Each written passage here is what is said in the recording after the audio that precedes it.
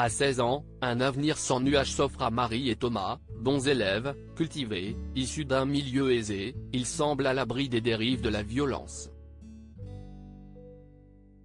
Mais, impétueux, Thomas veut tout de suite, notamment Marie, parce qu'il se dit fou d'elle. Cette expression aurait pu m'inquiéter, confie Marie. Mais, comme au cinéma, j'ai vu cela comme une chance. Premier cliché. Son amoureux n'hésite pas à lui forcer la main pour dire je t'aime, faire l'amour, aller chez les parents de l'un et l'autre. Même si Marie n'est pas prête. Je ne m'opposais pas parce qu'on éduque les filles à être arrangeantes, à éviter les crises d'hystérie, regrette Marie. Si est-il comme ça que Thomas a fait de moi son pantin, je voulais être gentille. Second cliché. Et, surtout, ne pas être quitté, car le couple est un Eldorado et la solitude une tare. Troisième cliché. Les ingrédients de l'engrenage sont là, ceux qui contribuent à enfermer dans la violence conjugale. On compte 142 000 victimes de violences conjugales en 2019, un chiffre en augmentation de 16% malgré les politiques publiques.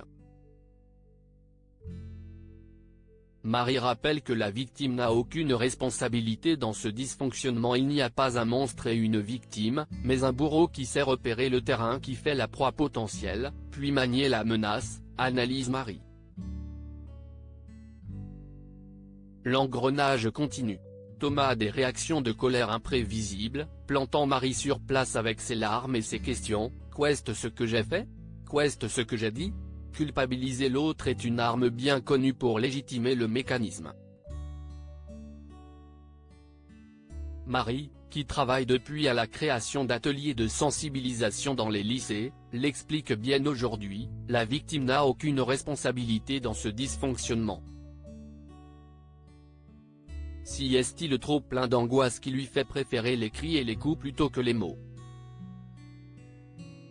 Mais, jeune adulte, je n'avais ni expérience ni expertise psychologique.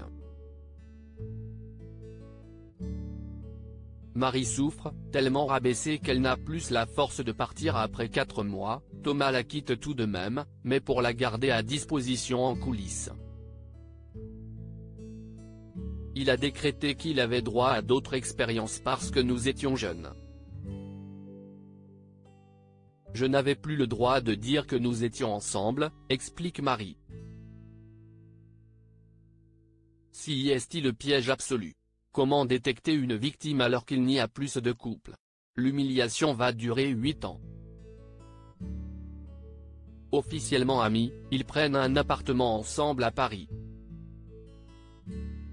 Tous ont jugé notre amitié exemplaire, alors qu'en réalité, Thomas avait ses aventures dans la chambre d'à côté. Puis, il me retrouvait dans mon lit pour me jurer que j'étais la seule femme de sa vie, la vraie, la mère de ses futurs enfants. Marie souffre, tellement rabaissée qu'elle n'a plus la force de partir. Thomas la trompe devant elle, l'insulte, la frappe. Quand il s'énerve, pour un rien, il la traite de sous-merde, fort de la haute idée de son milieu social cultivé. À la fac, personne ne soupçonne que Marie est agonie d'injures, prend des gifles, sanglote pendant que Thomas fait ouvertement l'amour à une autre. Les coups de Thomas ne laissent aucune trace, à part une fois. Ses pratiques sexuelles imposées non plus. On félicite Marie d'être toujours solaire. Un masque, dit Marie. La vérité, si est qu'un public, je respirais, il ne me salissait pas.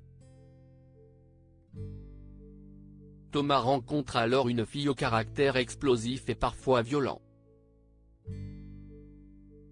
Celle-ci va l'entraîner dans une relation conflictuelle et tumultueuse.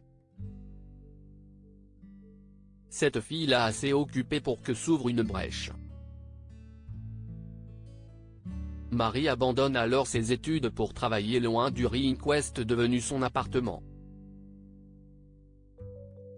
Dans la foulée, elle dévoile tout à un cousin, puis à ses parents et au père de Thomas, tous stupéfaits.